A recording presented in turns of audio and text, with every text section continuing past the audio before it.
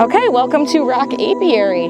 So what I'm gonna do right now is grab just a little bit of paper and I'm gonna start a smoker.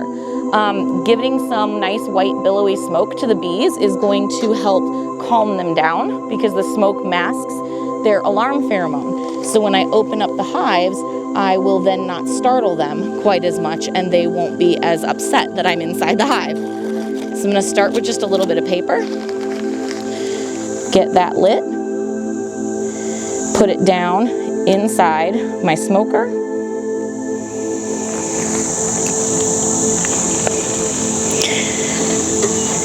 And after I get the paper going, I will then add, one of the things that works really well for this is to add pieces of cardboard or pieces of egg cartons.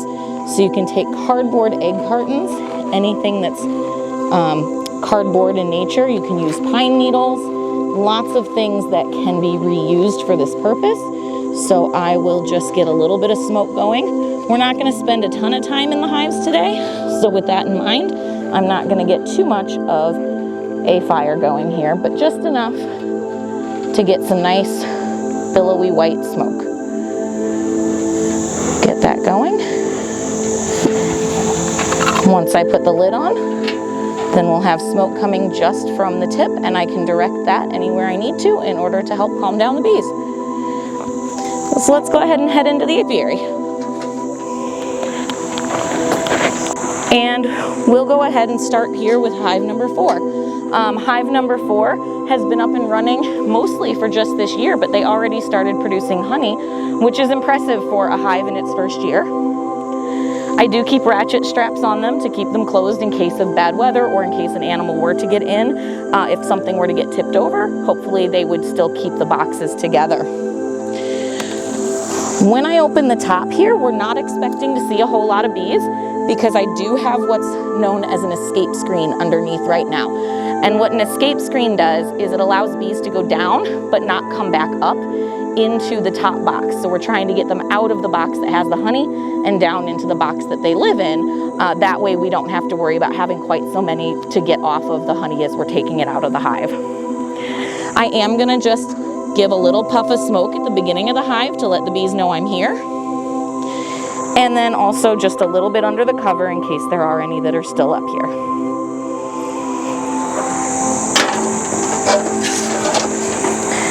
And now when I open the hive, we have some bees that are still up here because the escape screens were just put on yesterday, but not too many. And you'll be able to see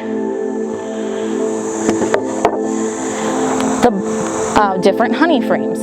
So I know that the ones at the end don't have a lot on them, but the ones in the middle have more.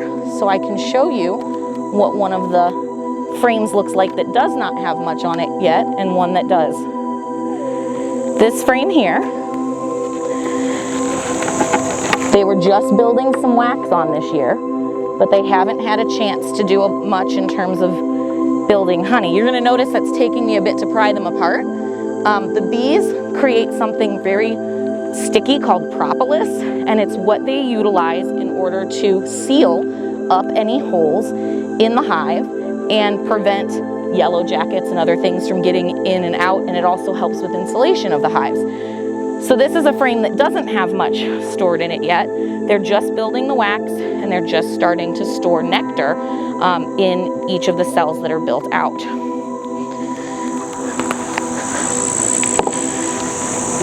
Here what I have though, further in, is a frame that has quite a bit of honey on it, and this honey is capped.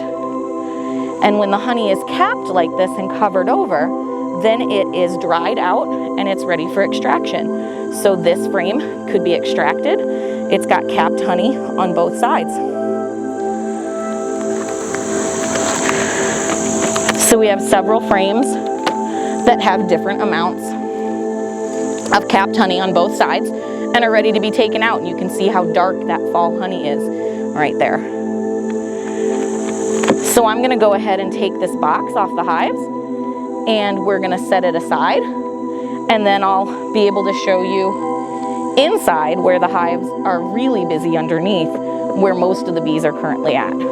because this is where they've all been moved down to and where they're now living. So when I open this, you're going to expect to see a whole bunch of bees. And they're very busy today. It's a nice, beautiful day. And when they're busy, you can see I can be right around them, and they're not too worried about it. They're very excited to be doing work, and busy bees are happy bees. They'll live in these all winter long. And right now what I'm doing is I'm taking away the boxes for honey, so they won't produce honey for us. Instead, what they'll do is they'll continue to fill up all of the space they have available with honey for themselves, because that's what they will use as their food source over winter.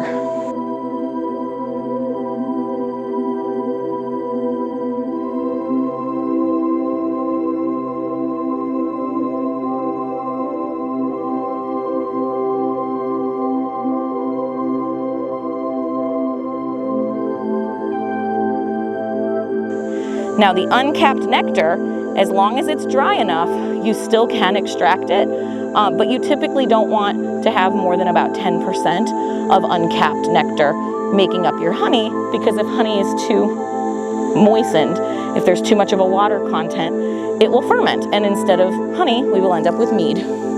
Well, the great thing about locally sourced honey is it is made out of our local plants.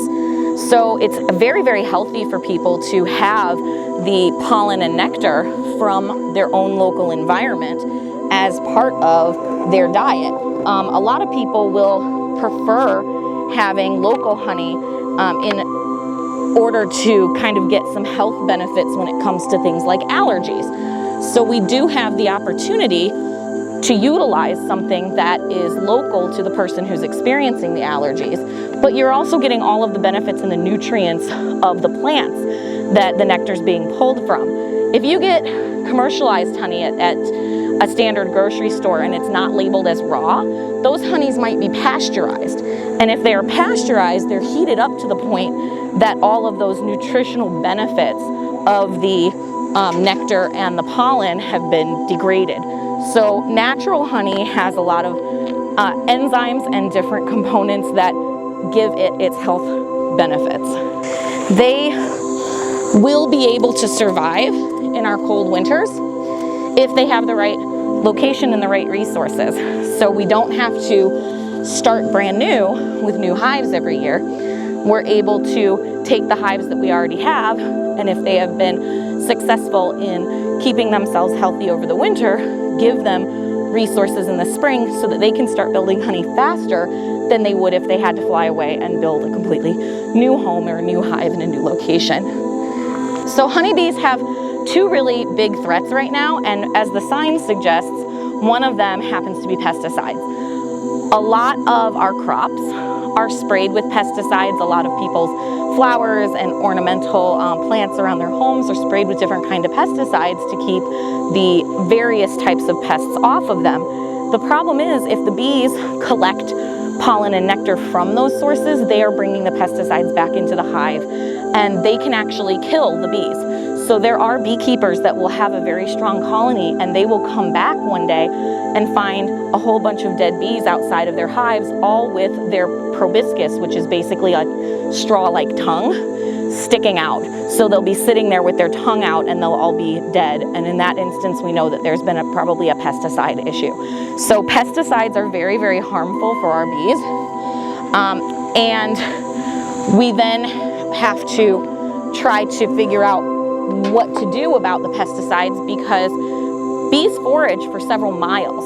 So they don't just stay in your yard, they can forage for 2 to 3 miles worth of space. So it's everything that's around you that could contribute to how your bees are doing.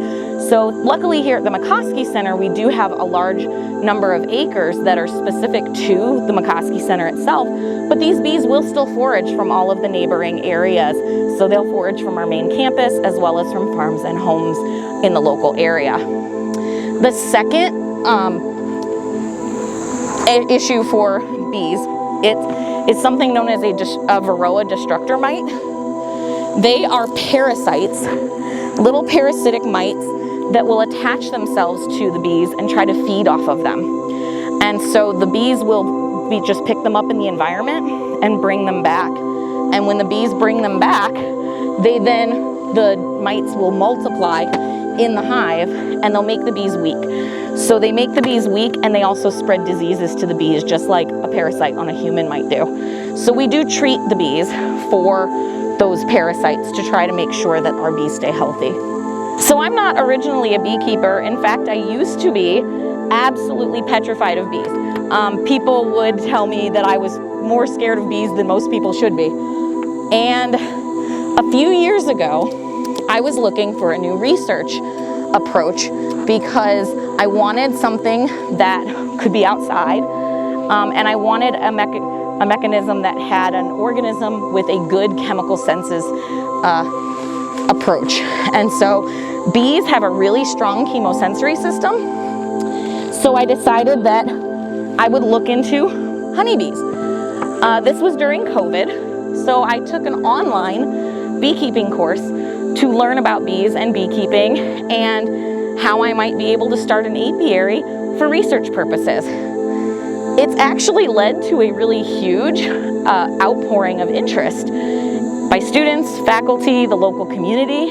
So now here at Macoskey, we have Macoskey Center holds kids camps, and we do a bee event at as many of those camps as we can. So sometimes I'll take honey into the classroom for the students and the kids to look at. We'll do activities about the hive and about honey-related production. We will do things and let them even get used to the equipment, not coming out to the hives, but just seeing the equipment. We've had interest from food services in utilizing and becoming more sustainable on campus, even from health services, because they do give honey away in some goodie bags when they are giving people who are not feeling well something to help them kind of get through a couple of days.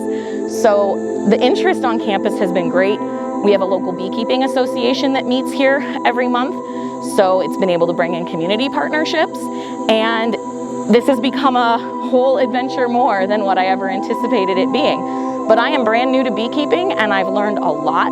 So I always tell everybody, if I can learn it, and I was really terrified of bees, then I think most people could learn it, and I think a lot of people would find it really enjoyable. So we need the bees in order to pollinate our crops.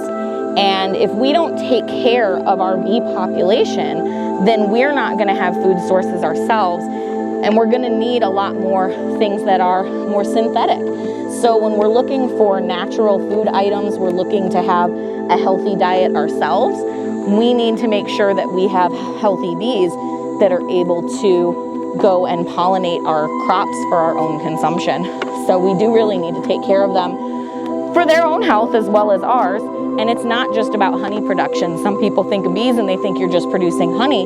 And the reality is that without the bees, we wouldn't have a lot of the crops that we eat. So if you want fresh fruits and fresh vegetables in our grocery stores and in our farm markets, we need the bees to be able to pollinate the crops to make those. I use what are known as medium frames. You can use medium frames, deep frames, or shallow frames, and all they are is difference in height. So they're going to give you different amounts of honey. Mine is about 3 pounds for each completely full frame. Sometimes if they build it really thick, it could get up to 4 pounds, but most of the time it's 3.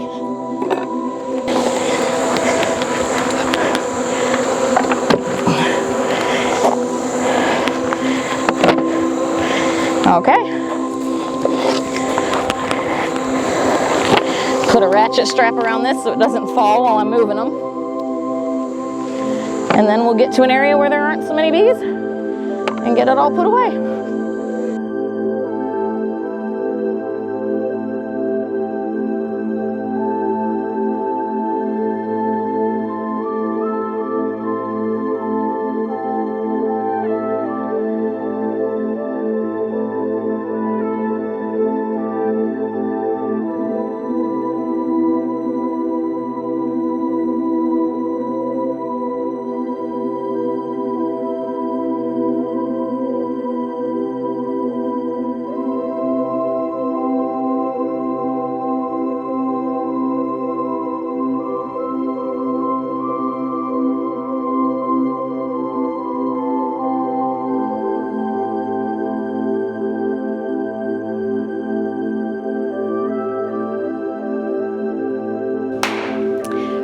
So now we're ready to move forward with our extraction. What I'm going to do is take one of these frames and move over to my uncapping tank. This is an uncapping tank, and what happens on the uncapping tank is you will take either an uncapping knife, or we can also use this little uncapping fork in order to open up all of those little pieces of comb without destroying all of it.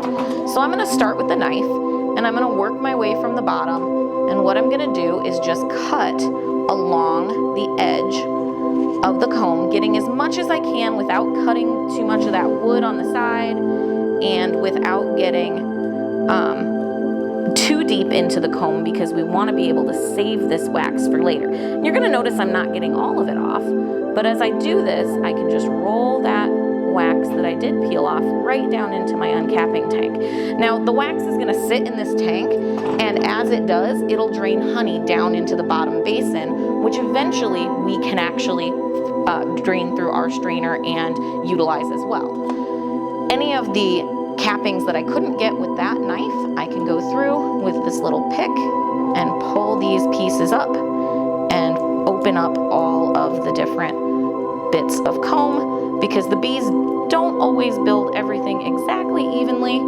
so we sometimes have to go in and pick out the pieces that are uneven. And I can just scrape that off, keep opening up the cappings, and this is the honey that will be pulled out using our extractor. If someone wanted to, they could actually just take a spoon and eat the honey right out of here as it is. It's very safe, and it doesn't need any kind of processing. So I'm going to flip this over and do the same thing to the opposite side, and you can see the honey just oozing right on out of there as I go ahead and pull the cappings right off.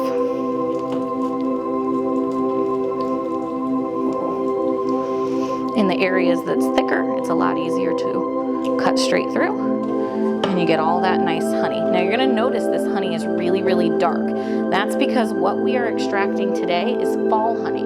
And in our area, the fall honey is generally made of a mix of goldenrod and Japanese knotweed, which gives it a really, really rich, almost molassesy-like flavor. And that's very different from the light-colored honey that we get earlier in the summer, which is wildflower honey coming from a variety of different nectar sources. So once I'm done with that, pulling the caps off, I just double check to make sure I didn't miss any little bits of cappings. And then I place this frame in my radial extractor. Radial extractors come in a variety of different sizes. I have an 8-frame radial extractor. So I am able to put 8 of these frames into the extractor at one time and get all of the honey out of all 8 frames at once. So I'm going to go ahead and set this into my extractor and then move on to my next frame.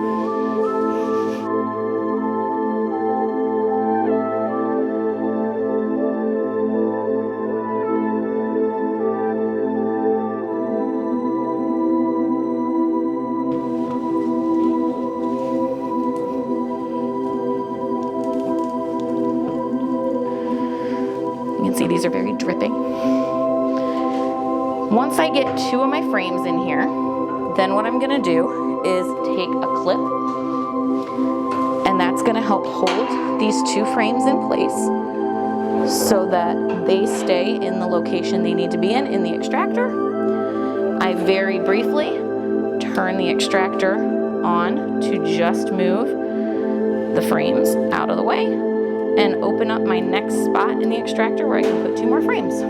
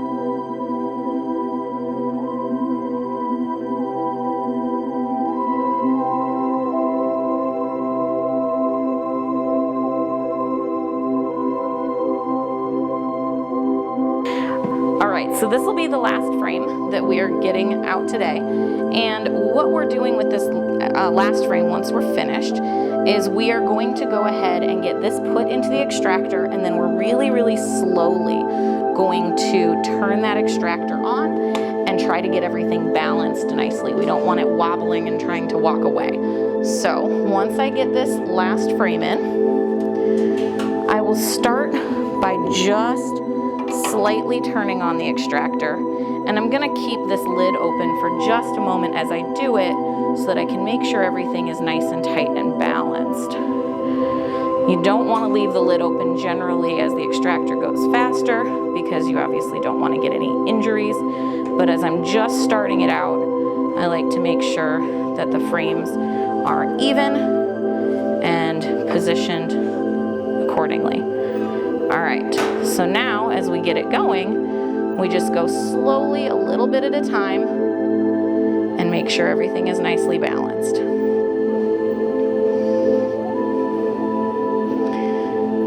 We also don't want to do too much too quickly because we don't want to tear apart the comb. If you go from the beginning, if you go from kind of 0 to all the way full power right away, it'll rip the comb right off of the frame, and then we just defeated the purpose of going through the whole uncapping process and trying to preserve the wax for the bees.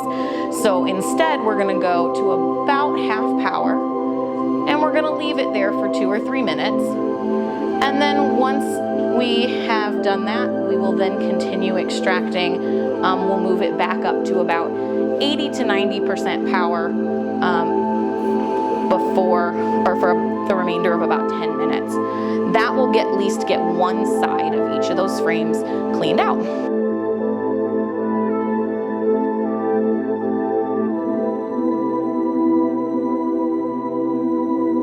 While this is happening, another thing I can show you is what's going on with this uncapping tank. So I told you before that the uncapping tank is where we end up dumping all of this nice wax that is full of honey.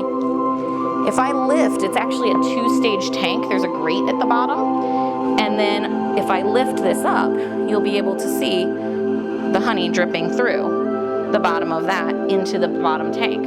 So I will still be able to collect all of that honey and try to keep the wax separate from it.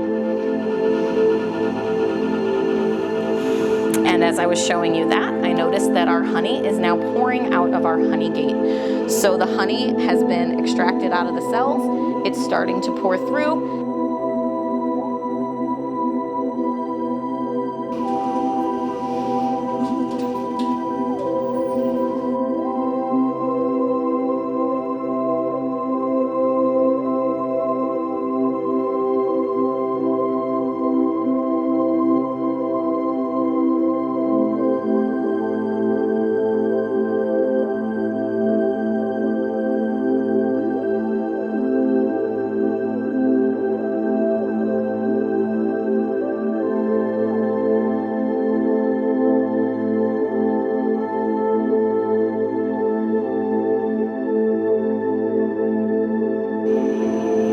And start my timer again.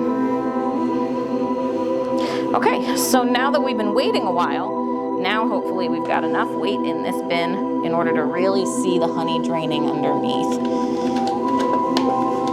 So you have all this honey, you can see the cappings up on top, and then you'll start to see it dripping from the underside.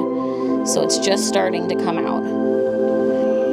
This is my favorite honey, by the way, the dark fall honey. It has a really in-depth flavor profile to it. So throughout the seasons, you get different flavor profiles. Really, really early in the summer, you get super sweet honey, but it's very, very light. In the middle of the summer, you get this medium level sweetness, really floral honey. And then in the fall, we get this real rich, dark honey that's a little less sweet, but definitely has more depth to the flavor. Okay. So now that we're done, I can take my clips off and pull out these frames, and you can see how what you once witnessed to have a whole bunch of honey in it just now looks slightly wet. So this slight wet appearance is still just a little bit of residual honey. You can see all that wax is still there. I can touch it, and as long as I don't push down, I'm not going to damage it.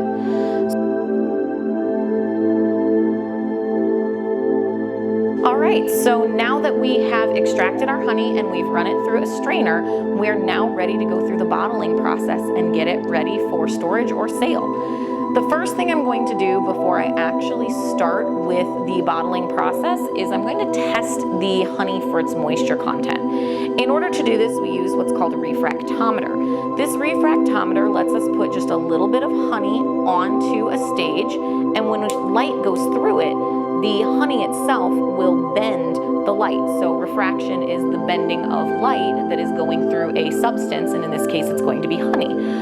What that's going to tell us is what the percentage of moisture is that's inside that honey. So what we want is honey to have less than 18% moisture. If it has more than that, then it could risk fermenting, which if you're looking to make honey mead is not a bad thing, but if you're looking to bottle honey for long-term storage, would be not useful. So we're going to look for something that's under 17 to 18%. So I'm going to go ahead and take just a little honey out of my honey bucket, and I'm just going to smear it right here on the stage of my refractometer. And then I will be able to look right through this, cover it up, look through at the light, and see that my honey is measuring right about 17% moisture. So we'll be able to get a chance to look at that and see that the moisture content is right at about 17%. And that means it's good to go and we are able to bottle it. So since this is able to be bottled now, I can take bottles and jars of completely different sizes, and I'm able to put the honey in here and label it for sale. Now the thing about honey is honey weighs more than water. So when we're bottling honey, we do not bottle it by the volume of the jar, we bottle it by its actual weight. So this jar is about a 1.5 ounce jar if it were filled with water, but it will hold 2 ounces of honey. Similarly, we have a jar here that it's going to hold 8 ounces of honey, or a 1/2 pound, even though it would only hold about 6 ounces if it was water.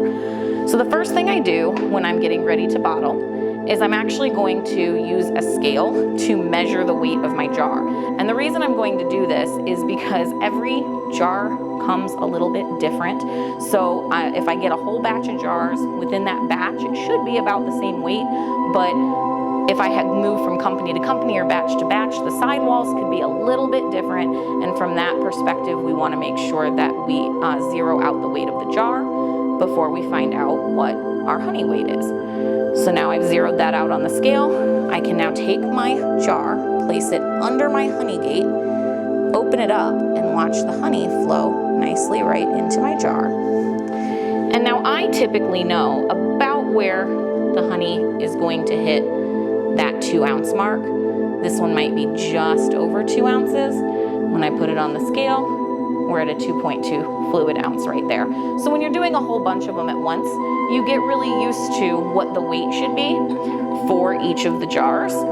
And as long as it hits that 2 ounce, someone might be lucky and they might get a little bit more, 2.2 ounces in that one, but you'll still be able to get at least the minimum amount for sale and distribution. You don't want to shortchange anyone any of their honey.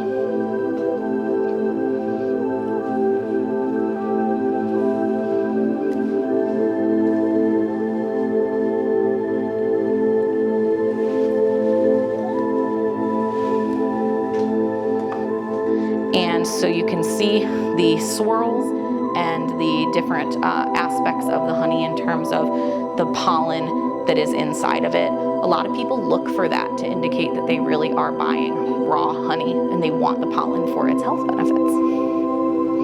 And that's the bottling process. Once you have bottled it like this, you wipe down the outside, make sure there's no sticky residue on the outside of it, and then if you're selling it, you'll label it. If you're using it for home sale, you'll put the date on what year that you made it, so that you just are keeping aware of when your honey was processed, and you put it in a nice dry, cool place for storage, and it will keep for many years.